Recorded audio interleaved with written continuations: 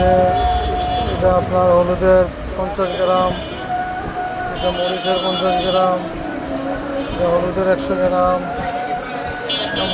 হলুদের 100, মরিচের 100 গ্রাম, এটা সুজি 200 গ্রাম, মাসকলাই 200 গ্রাম, এটা আপনার 200 গ্রাম, ম্যাকারনি 200 গ্রাম, এটা ম্যাকারনি, পাখির খাবারের 500 গ্রাম, আখের চিনি এটা 1 কেজির, 200 গ্রাম মরিচ, 200 গ্রাম হলুদ,